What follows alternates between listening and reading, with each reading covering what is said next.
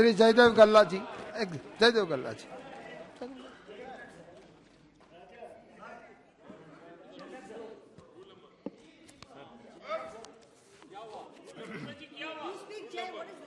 Let him speak. Jaydev Galla. Speaker, sir. बाद में करते हैं. Please sit down. बैठिए, करते हैं. You can start. Thank you, Speaker, sir. And sir, since I have a very short amount of time, I'd ask you to start my time from now, please. Sir, thank you for giving me this opportunity to speak on the final full-fledged budget of this government and of this 17th loksabha.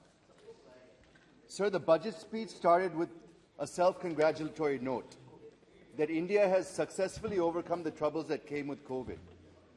It is true because the economy has nearly recovered what was lost, restarted what has paused, and re-energized what had slowed during the pandemic, the Russia-Ukraine conflict, and the subsequent geopolitical situations, and the ongoing monetary tightening that we're seeing in the United States and other advanced countries. So it's a tightrope walk, and I compliment the Honourable Finance Minister for her balancing act over a gut-wrenching situation. Sir, the budget has both hits and misses, from what I can tell.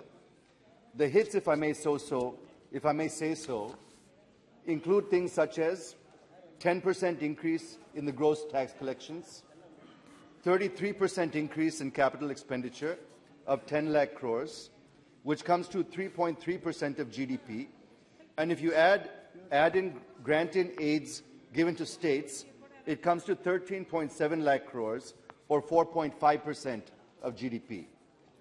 2.4 lakh crores noteworthy increase for the railways, an 11% increase in agricultural credit target, a 66% increase in the PMAY for more focus on Tier 2 and Tier 3 cities, income tax relief for the middle class, 74% increase for the Swachh Bharat mission, and 157 nursing colleges to be attached to 157 medical colleges to be set up by the Government of India. But, sir, there are some misses as well.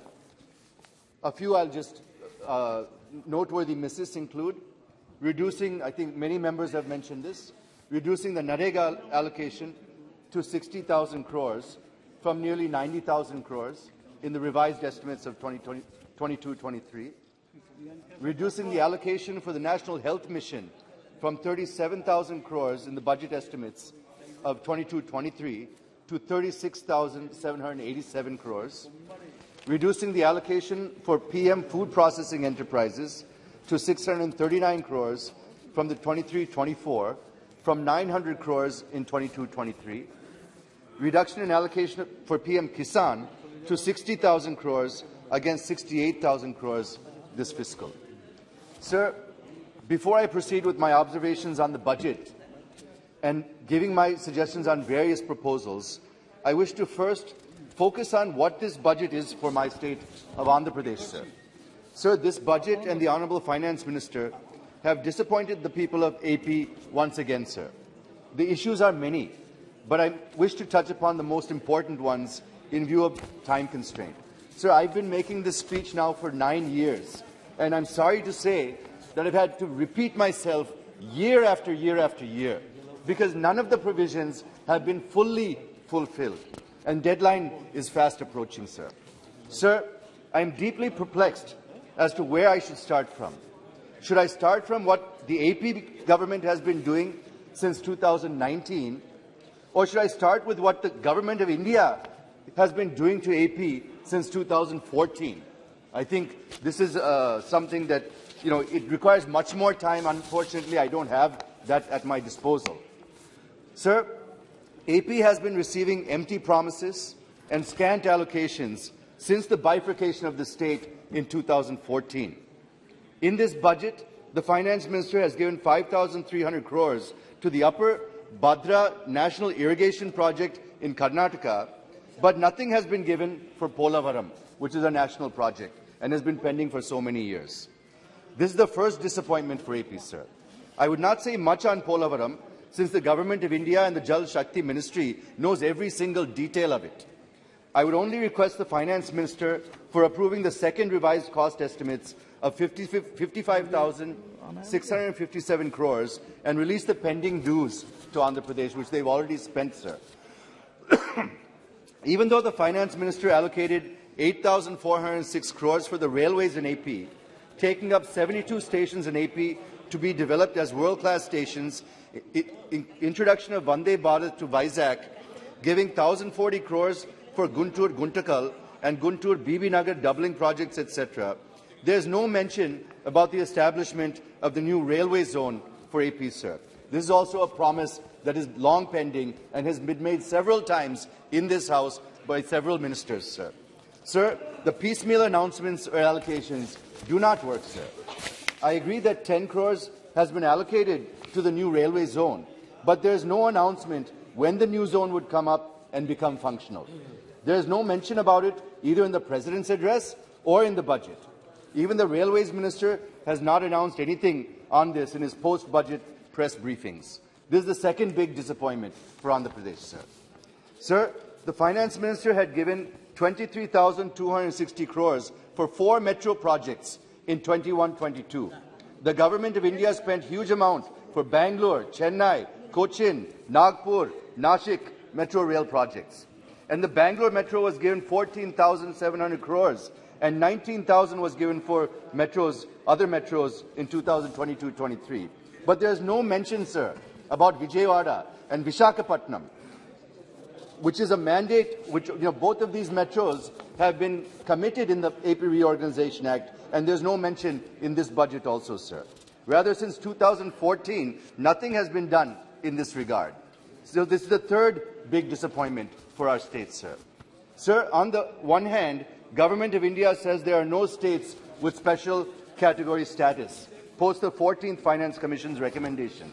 I don't want to go into details, since the 14th Finance Commission never recommended not giving SCS to AP or any other state for that matter.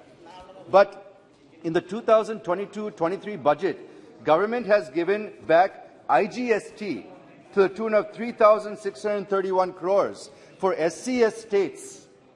For SCS states, sir, they still exist, as incentive for industrial development. And in this budget, the Honourable Finance Minister has allocated 1,814 crores for this purpose. If SCS is given to AP, special category status, it will also be benefited. Sir, we are a new state with no capital and no industrial base to speak of. So many institutions have been left behind in the Telangana state. None of the very few institutions are there in our state. None of the provisions of the AP Reorganization Act are being met, and even here the SCS is being denied to us, sir. The Honourable Finance Minister has reduced allocation to RINL also, Vizag Steel Plant also, sir. In 2022-23, Government of India allocated 910 crores as budget estimate, and this has been reduced to 683 crores in 23-24. This is the fifth big disappointment for Andhra Pradesh, sir. Sir, if one looks at Section 93 of the AP Reorganization Act, it says, and I quote, "The central government shall take all necessary measures as enumerated in the 13th schedule for the progress and sustainable development of the successor states." Sir, I'll conclude. Just give me 2 minutes and I'll conclude, sir. Sir, the central government shall take all necessary measures as enumerated in the 13th schedule for the progress and sustainable development of the successor state within a period of 10 years from the appointed day, sir.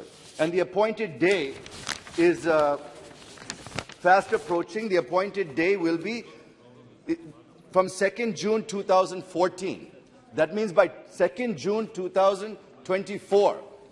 This is the final budget before that date is coming, full final budget.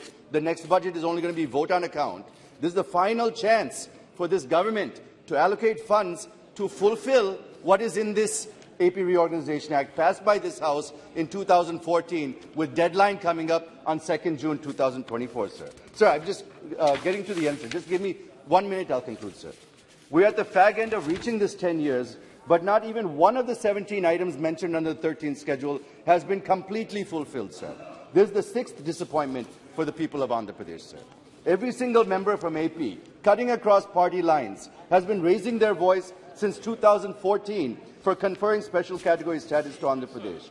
Elections in AP and for Lok Sabha are not far off, sir. The BJP government still has time to rectify this mistake and implement the decisions of the Union Cabinet taken on the 1st March 2014. I'm only appealing to the Honourable Prime Minister that he has the final chance of saving the mother, which he has assured during the election campaign in AP in 2014. But there's nothing in this budget which is the biggest disappointment for AP, sir. So I'm coming to my final conclusion, sir. Thank you. Thank you. I'll just conclude, sir.